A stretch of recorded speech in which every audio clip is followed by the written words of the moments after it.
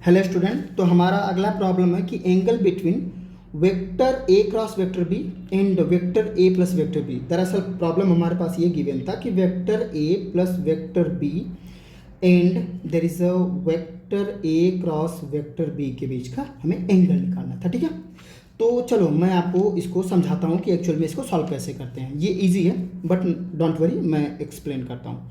Suppose करो कि हमारे पास एक पॉइंट है, ठीक है, ये पॉइंट ऑब्जेक्ट है। इस पॉइंट ऑब्जेक्ट पे एक कोई भी फोर्स है, कोई कंपोनेंट है, वो वेक्टर समथिंग लाइक एक प्लेन पे लगा हुआ है कुछ ऐसे। ये हमारे पास हो गया ए वेक्टर को मैंने हॉरिजॉन्टल से, ये हॉरिजॉन्टल है, डन। इससे कुछ एंगल पे मैंने इसको इधर की तरफ ऐसे सब्स्टिट्यूट कर रखा, राइट। दूसरा मैंने वेक्टर लिया और बी वेक्टर को मैंने इधर की तरफ ऐसे, बी वेक्टर को मैंने इधर की तरफ दिखा दिया, डन। तो इसका जो रिजल्टेंट बनेगा उस रिजल्टेंट को दिखाते हैं। तो रिजल्टेंट को दिखाने के लिए हम लोग यहाँ पे क्या बनाएंगे, एक पैलोग्राम बनाएंगे लाइक ऐसे। और इस पैलोग्राम का जो डायरेक्शन बनेगा, जो डायगोनल बनेगा, बेसिकली वही इसका डायरेक्शन बनेगा। तो ये इसका डायगोनल बन गया। सो अगर ये ए वेक्टर है, ये बी वेक्टर है, तो ये जो बनेगा इसका रिजल्टेंट ये आर वेक्टर बनेगा। तो आर वेक्टर होगा क्या, basically R vector equal to क्या बन जाएगा, vector A plus of vector B, done. ये बनेगा।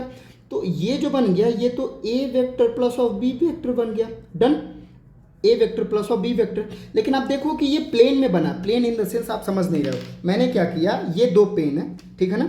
मैंने एक पेन को ऐसे रखा हुआ है, ठीक है ना, और ये जो पेपर है इसको आप प्लेन समझो। तो एक पेन ऐसे है, एक वेक्टर ऐसे है हमारे पास, और दूसरा जो है पेन ऐसे है।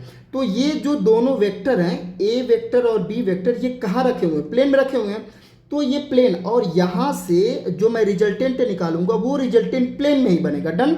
तो मैं ये समझाना चाहता हूँ कि vector A plus vector B का रिजल्टेंट कहाँ पे बनेगा, प्लेन में बनेगा, जिस प्लेन में वेक्टर ए और बी दोनों रखे गए हैं, ठीक है। अब हम लोग देख लेते हैं कि हमारे पास ए क्रॉस बी का क्या प्रोडक्ट बनेगा। तो देखो जरा, हम लोग क्या समझते हैं कि जब भी हम कोई, जैसे कि vector A cross of vector B का क्रॉस प्रोडक्ट निकालते हैं तो क्या लिखते हैं, A B into sine theta into N cap, done. ये फॉर्मूला होता है। एन कैप को हम यूनिट वेक्टर मानते हैं, इसकी वैल्यू को 1 मान लेता हूँ। तो हमारे पास क्या बन जाएगा, ए बी इंटू क्या बन जाएगा, साइन थीटा। ठीक, सिंपल सा केसेस है।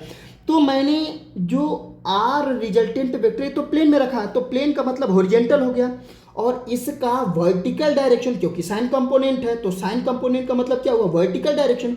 तो ये वर्टिकल अपवर्ड डायरेक्शन में हमारे पास क्या बन जाएगा, there is a vector A cross of vector B बनेगा। ध्यान से सुनो, जो vector A cross of vector B बनेगा वो प्लेन के वर्टिकल डायरेक्शन में बनेगा, क्योंकि साइन कंपोनेंट है, ठीक है ना। और हम अगर वेक्टर का प्रोडक्ट को अगर जानते हैं तो जहाँ पे दो वेक्टर का प्रोडक्ट होता है वो वर्टिकली जो है कि प्लेन के परपेंडिकुलर अपवर्ड डायरेक्शन में होता है, डन। तो ये तो हमारे पास प्लेन का रिजल्टेंट बन गया, और इसी के परपेंडिकुलर डायरेक्शन में आपका क्या बन जाएगा, vector A cross of vector B. अब देख लेते हैं कि ये इसके परपेंडिकुलर, इसका मतलब ये एंगल टोटल कितना बन जाएगा, 90 डिग्री, डन। और इन्हीं के बीच का एंगल पूछा है, तो ये तो ए प्लस बी हो गया, मतलब ये वाला पूरा रिजल्टेंट ए प्लस बी हो गया, और ये रिजल्टेंट क्रॉस प्रोडक्ट का हो गया, ए क्रॉस बी हो गया। इन दोनों का बीच का एंगल कितना हो गया, 90 डिग्री। 90 डिग्री को अपन क्या लिख देते हैं, there is a π/2, so the correct answer is π/2। Simple था। अगर आपको फिर से देखना है तो आप इसको ऐसे समझ लो, सिंपल लॉजिक लगाओ कि ए प्लस बी जब भी बनेगा वो प्लेन में बनेगा। जैसे पेपर प्लेन है तो इसके बीच में मैं दो वेक्टर को ऐसे रखूंगा, तो इसका रिजल्टेंट हमेशा प्लेन में आएगा। ये दो है और इसका रिजल्टेंट हमेशा प्लेन में आएगा। लेकिन जैसे ही मैं क्रॉस प्रोडक्ट रखूंगा तो क्रॉस प्रोडक्ट हमेशा प्लेन के परपेंडिकुलर में ऐसे रिप्रेजेंट करेगा, ऐसे ऐसे वर्टिकल डायरेक्शन में, अपवर्ड डायरेक्शन में, ठीक है ना।